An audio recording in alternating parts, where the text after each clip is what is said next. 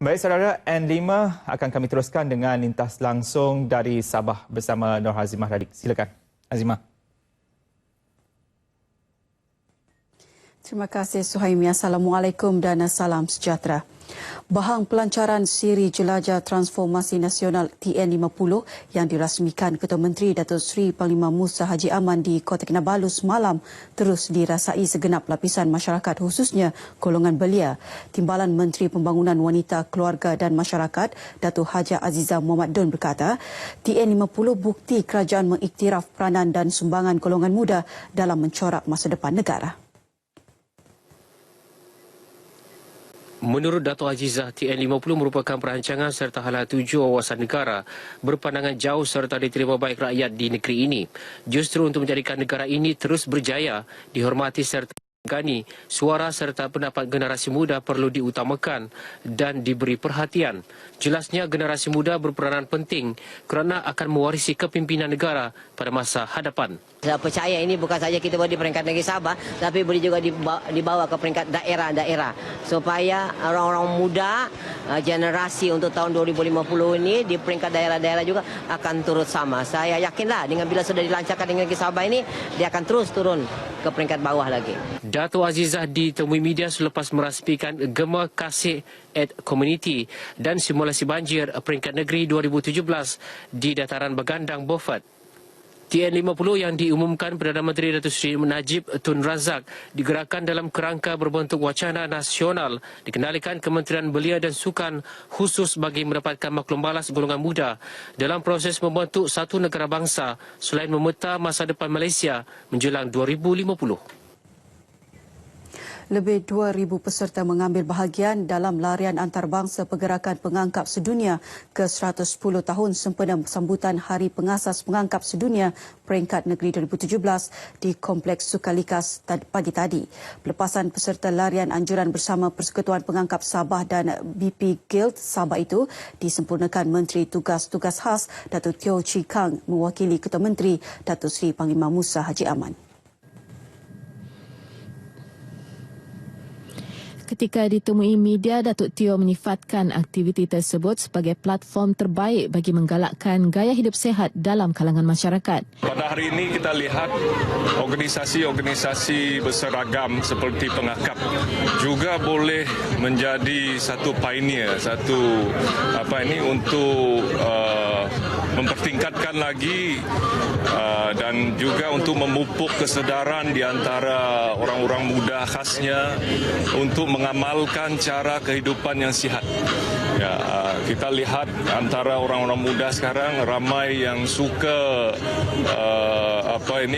berlepak-lepak di cyber cafe ataupun begitu minat dengan alat-alat elektronik dan sebagainya, dan sehingga kita mengabaikan kesihatan kita. Beliau berharap pergerakan pengangkap juga akan terus menjadi contoh dalam usaha mewujudkan masyarakat sihat dan cergas.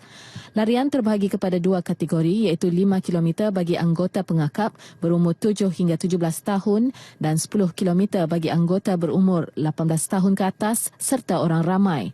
Program ini turut disertai oleh pergerakan pengangkap dari Sarawak, Semenanjung, Brunei Darussalam, Indonesia, Filipina dan Vietnam. Masalah hakisan tanah di tebing Sungai Labuk, Kampung Terbidong-Bidong, Telupit yang menjejaskan 9 buah keluarga kini dalam tindakan Jabatan Pengairan dan Saliran Sabah. Menurut anggota Dewan Undangan Negeri Adun Sugut, Datuk James Ratib, jabatan berkenaan akan membaiki tebing tersebut sebaik peruntukan diperoleh.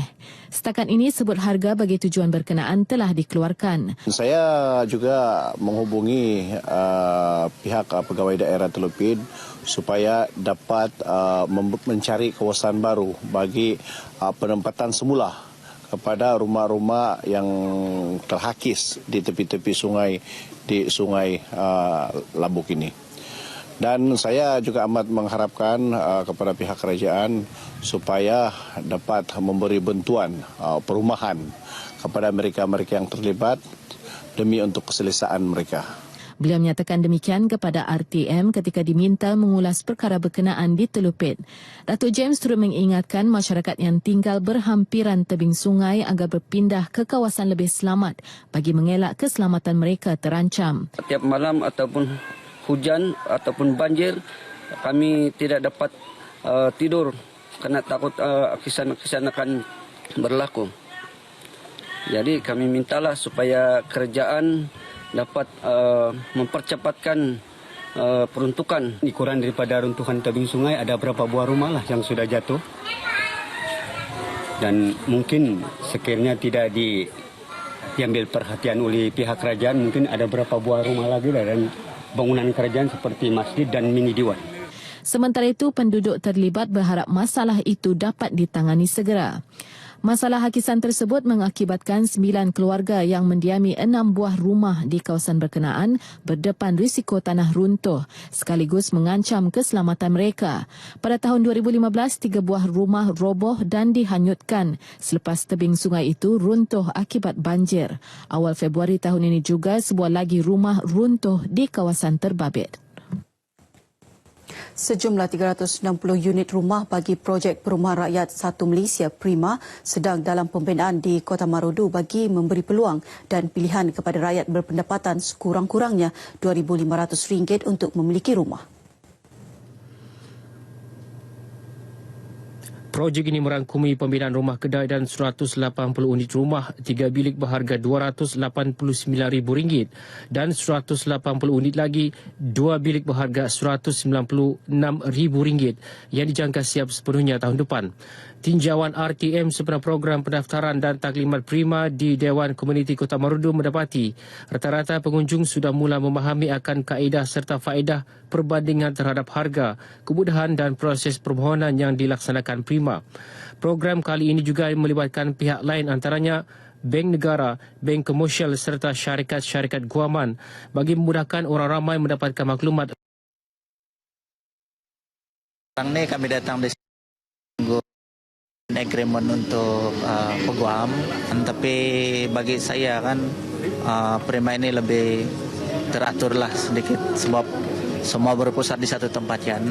Jadi itu salah satu kenapa kami pilih Prima lah. Rumah Prima memang murah lah.